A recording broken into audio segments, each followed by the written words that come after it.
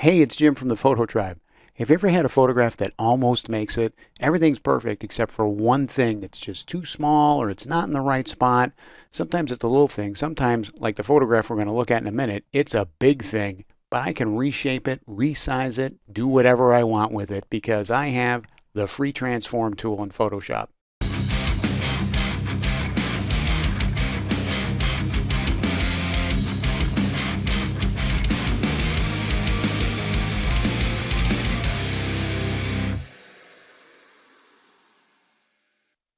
I made my first trip to Scotland about a year and a half ago, and took us 7 hours to make an hour and a half drive to the place that we were staying because we kept stopping, going, oh my gosh, we got to get out and take photos of this. This view was literally across the road from the place that we stopped, which turned out to be a restaurant, but it was pretty cool anyway. And I saw this mountain, and I don't know, I was immediately reminded of Mount Fiji for some reason. And so I took a few shots of this and thought, man, this is really going to be an epic shot. My first day in Scotland.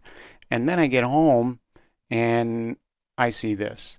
And this is really underwhelming. I mean, I was struck by the size and scope of this mountain, and I get home and it's kind of this flat bump.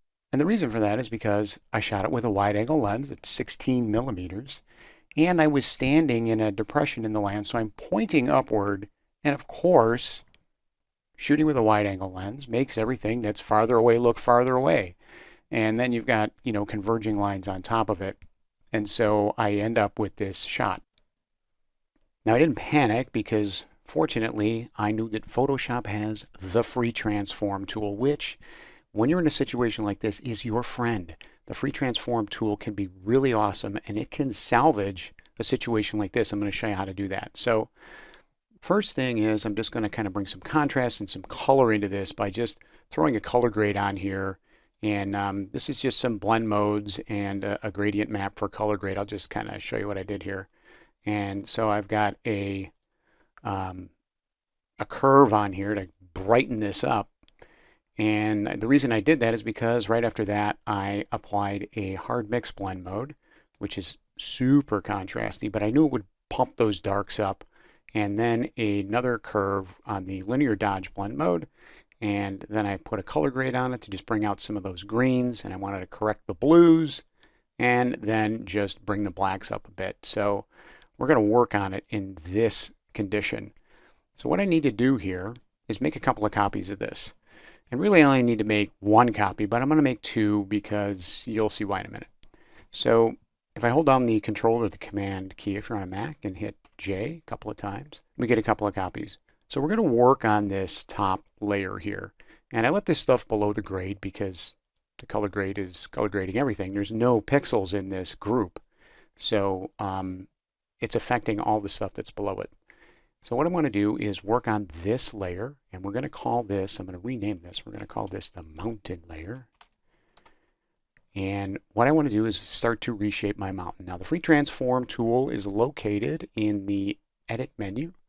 And if you go down, you'll see free transform. Now we used to have to go and pick all these transform options individually. But at some point, I don't know, over the last 5 years or so, Adobe decided to give us the free transform tool, which incorporates all of these options. So you really don't need these. The shortcut key for this, which is useful to remember, is Control or Command T. And when you invoke that, then you get this bounding box. Now by default, you are in the scale and rotate mode.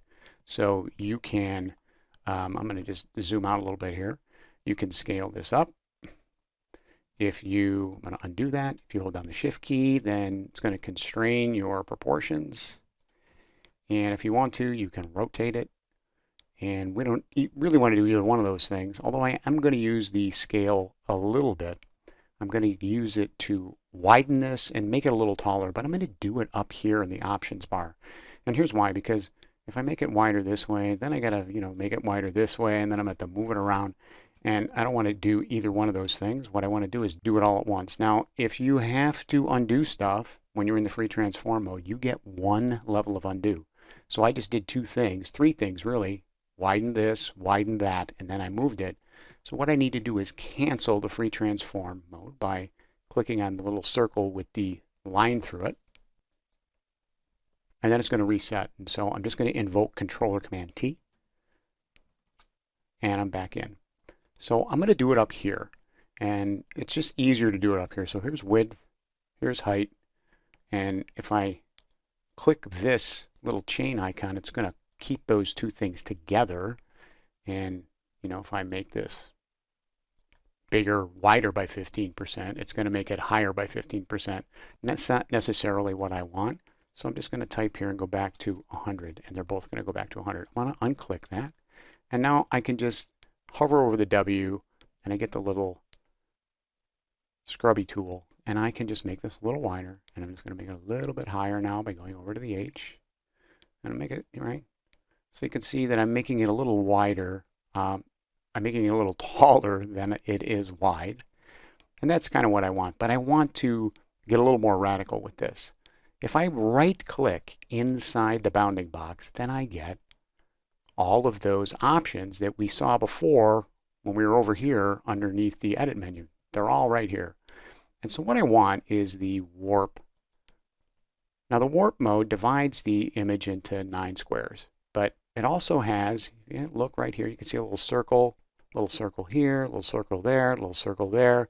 These are handles, right? I can grab these and start to distort my image if I want. So I'm going to undo that. And I'm going to kind of zoom out a little bit. And what I want to do is make my peak taller. So if I zoom out a little bit more and grab this handle up here, look at that. I can really start to reshape this so that my peak is bigger, and I can make it a little wider on this side maybe. And maybe I want to make it wider and flat on that side, or, you know, I can kind of go whatever way I want. I can also move these areas in here around just by clicking on the space where these lines intersect. So I'm going to do that. And if I want to make just this whole center section bigger, I can do that. I can go like that, make that bigger. And then I can drag this section down to kind of even that out. And then, you know, work on the sides of my mountain to make it do whatever I want. I kind of like it flat on that side, I think. And we'll make this side a little more, I don't know, slopey. Kind of like that. Not too much, but there we go. I'm going to pull this one out a bit to just make this mountain a little bit wider. And so that's looking pretty good to me. That's kind of what I saw, really, when I was there, was this very imposing mountain peak and not this little tiny, you know, blip, which is what I had when we started. So I'm going to say that I like this, and to accept this, all I have to do is click the check mark up here or hit the enter key and click OK. And now we have kind of a problem, right? Because our foreground's all messed up and our sky is weird. We've got these swirly kind of clouds, and this is why we made a copy of this. So this bottom one here, we're going to call this foreground / clouds. Because what we're going to do is we're going to, if I could type, that would be helpful. Because what we're going to do is we're going to actually make a mask now and just kind of paint out the stuff that we don't need. So the first thing I want to do is make a mask of my mountain, the top of my mountain. So let's zoom in. We've got fairly well-defined lines here. So the quick selection tool is our friend. Now, you got to be careful how big you make your brush. If you make your brush too big, it's going to select too much. If you make your brush too small, it's going to not select enough. How do you know? Well, you just need to kind of work with it and practice it. And so I'm thinking that this size is just about right. Actually, I know it's just about right because I did this already. And you can see actually that I'm wrong. It selected too much. So I'm going to undo that by deselecting, and I'll probably make my brush a little smaller. Maybe all I probably need to do is click once or twice, and it still did it. So that's too big, and so we'll deselect. And I'm going to make this smaller now. Let's do this on the top part. Probably did that because I was on the wrong layer. So I'm glad I made that mistake, because what was happening was it was selecting all right, but it was selecting from this layer because that's the layer I had highlighted. And so when I did my little click on here, it selected everything that was that mountain. and that's not what I want. So let's deselect. I'm on the correct layer, and let's one little click and it's done. So now I've got a mask of my sky, and what I need to do is kind of flip this mask around because I want the mountain part to be visible, not the sky part. So to reverse my selection, or invert my selection is what we call it, all I need to do is go up to the select menu and choose inverse. Now, another keyboard shortcut worth memorizing: Shift, Control, and I. If you're on a Mac, it's Shift, Command, I. And so if I hit those keys, Control, Shift, I, Command, Shift, I, you can see how it makes my selection reversed. It inverts the selection. So now when I create a mask, by going down here to the little mask icon and clicking on it, Photoshop is going to make a mask based on that selection. And you can see what just happened. I can turn this mask on and off by holding down the Shift key and clicking on it. And thank goodness that I have this perfectly good sky underneath here. And by the way, if you like this video, if you find it helpful, the best thing you could do is to like the pages. So the addresses are here. You could go here and just subscribe to the pages, and that helps me out because it helps me get information out to you. So you can just go to the Instagram page and just follow me at Altered Space Photo. And on Facebook, just click on the like button and then click on the following button that's next to it and just go down to see first, and then you'll get notified when I post new things. And on YouTube, when you subscribe, you just want to click on the little bell there, and then you'll get a notification that there's a new video up, and I won't have to send a bunch of spam to your mailbox. All right, so let's get back to what we were doing. Now, there's an atmospheric phenomenon that happens when you have objects in the distance, and that's that you don't get these kind of sharp lines. And the mask is pretty darn good. There's not really a halo around here. The problem is it looks composited because the edges are too sharp. And when the edges are too sharp, that's when you get this compositing problem. So there's a little bit of a halo here, but I think that we're going to be able to overcome that with one quick step here.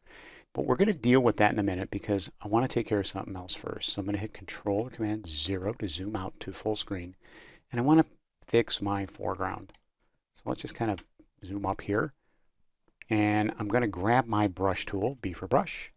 And I want to be painting with black because I want to paint the mask out in this area, because remember, white reveals and black conceals. So this area of the mask down here, the bottom part, is white, so that means it's revealing the distorted layer essentially that we just created. So I'm going to grab my brush by hitting the B key, and then I want to make sure that I've got my default colors, D for default, and that's black and white, and I want to paint with black. So all I need to do is make my brush bigger. You can use the bracket keys to do that, left and right bracket keys. And a few swipes of the brush and you're going to see that we're done. So now here's another thing. You have to make sure that you're painting on the mask, not on the image, not on the pixels themselves. So undo and go to the mask, select it by clicking on it, and just start to paint. And now, look at that. My foreground is all fixed. Now I'm going to zoom in here and make my brush a little bit smaller. And I just want to make sure that I only paint the parts in that I need. And because we've got a nice mountainous background, this mask doesn't need to be perfect, just good enough to get our stuff back where we need it. And just like that, our foreground is fixed. So remember that our foreground, if I turn this mask off by holding the Shift key, look like that. And now it's normal. So now we just need to fix those edges that we talked about earlier. So to do that, I'm going to create a stamp. And a stamp is just a copy of everything that I've done so far to this image. Any layers that are on or groups that are on are going to be included in this stamp. Essentially, it's the same as flattening, but without discarding the layers. It keeps the layers underneath it, which if I decide that I need them later, I might be happy that I have them. So here's the claw. Control, Shift, Alt, E if you're on a PC. Command, Option, Shift, E if you're on a Mac. So hold down the modifier keys first, and then while you're holding them down, hit the E key, and then you're going to get this other layer now that has everything in here. So if I turn everything else off, you can see that nothing changes here. That's because all this other stuff is present in this layer. And so now we can go up here and we can fix our little problem that we've got with our edge. And we're going to use a tool that a lot of people don't like to use anymore, but which in this case is a lifesaver. And it is the blur tool. It's an old legacy Photoshop tool, blur tool right here. And what it does is, you guessed it, it blurs the edge. Now you don't need a big brush for this, just enough. And I'm going to blur at about 40%. You can use a blend mode on this, darken. You can do it in the normal blend mode. And all I'm going to do is just kind of scoot over the edge here. And just a couple of strokes. And you can see what happens. It just, we're just going to travel over the edges here. And, you know, you're using a small brush. And this is in the distance anyway. And you can see that the rest of the image is blurry at this point because this is so far away. So there's kind of a loss of detail, which is normal. And we're just going to hit the edges on here just enough so that they match what's happening in the foreground. Now, you know, you don't have to go crazy with this. You can use this little blurring technique where you blur these edges. This is great for architectural photos or anything that where you have to composite in a sky, or sometimes, you know, if you watch my black and white stuff, then you can